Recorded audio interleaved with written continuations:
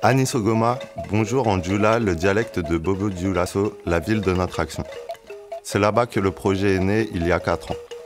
Cette année, nous sommes 9 étudiants en médecine à nous être investis dans cette aventure burkinabé au sein de l'espace Rencontre Jeunesse. Il y a 1 an, notre groupe se créait et nos idées prenaient forme. À force de réunions, d'évaluation des besoins et de contacts pris avec le directeur de l'ERJ, Moussa Kafando, 4 grands points sont ressortis. L'éducation, la santé, la rénovation des lieux et les loisirs. 8 mois plus tard, nous décollions pour le pays des hommes intègres. Intègres, oui, généreux et accueillants, encore plus.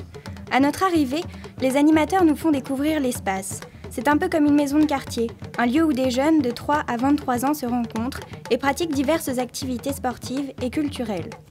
Le RJ comprend en effet des terrains de sport, une salle polyvalente, une salle d'études, une bibliothèque, un centre multimédia et une buvette.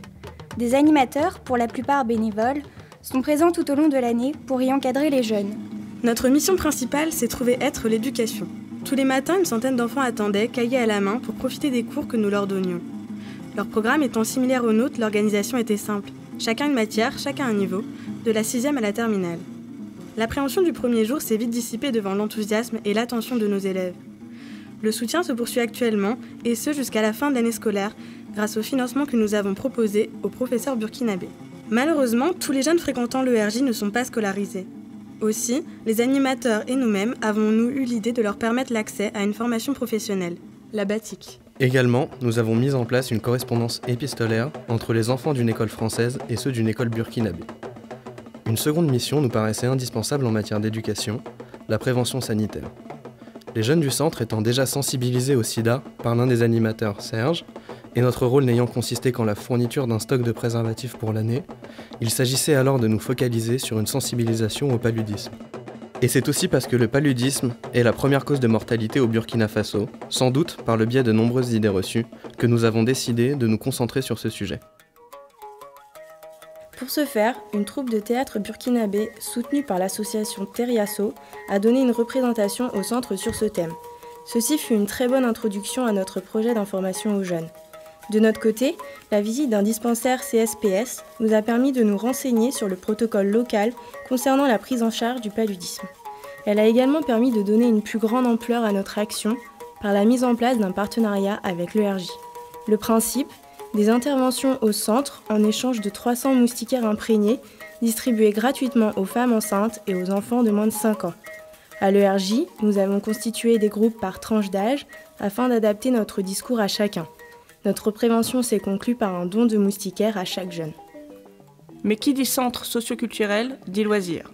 C'est pourquoi, chaque année, un tournoi de football est organisé en partenariat avec l'association Les Amis de Paul Châtelain.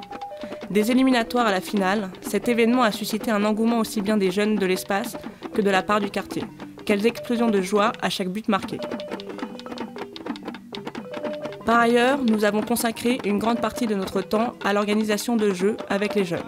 Ensemble, du poisson-pêcheur au Waré, en passant par les chants et les jeux collectifs, nous avons tissé des liens un peu plus étroits chaque jour. Parmi ces instants vécus au cœur même de la population, l'un des moments les plus forts fut l'organisation d'une kermesse. Cet après-midi-là, de nombreuses émotions se sont détachées. Pour tous, la joie face à la découverte des différents jeux. Pour les gagnants, le rire et les sourires sur les visages, ou un air de déception pour ceux qui retentent leur chance. Comme pour toute kermesse, il fallait des lots gagnants. Pourquoi pas les vêtements que les petits correspondants français nous avaient donnés spontanément avant notre départ. Sûrement la meilleure manière d'attribuer les vêtements aux jeunes. En un mois de vie burkinabé, un aparté musical s'imposait. En effet, la musique est présente en tout lieu et tout instant. Quoi de mieux que des leçons de djembé à l'espace pour se sentir un peu plus bobolé. Une multitude d'activités se déroulant au sein de l'ERJ, celle-ci nécessite des locaux en bon état, adaptés et agréables à vivre. Une part de notre projet s'est donc dédiée à leur rénovation. De la fabrication par un artisan menuisier de tableaux noirs à la réfection du centre multimédia, rare source de revenus pour l'ERJ, nous avons aussi tracé des lignes de démarcation du terrain de football et permis le déblayage du terrain de basket. 30 journées bien remplies pour des objectifs atteints. Heureusement, ils étaient là. Merci à Moussa, Arsène, Serge, Sinali, Casimir, Donald, Daniel, Gabriel, Adama et bien d'autres encore.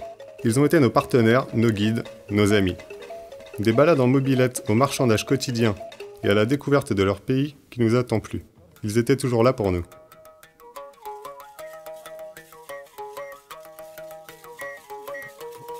Pas si facile de qualifier un tel voyage. Si nous devions mettre des mots sur cette expérience, nous dirions qu'elle a été Inoubliable. enrichissante, Poignante. Formatrice. Bouleversante. Magique. Musicale. Coloré. heureuse, Clément. Adrien. Fanny. Marion. Meredith, Morgane. Tristan. Yael. Morgane. Vous disent Mtara, au revoir en Dioula, le dialecte de Bobo Dioulasso, la ville de leur action.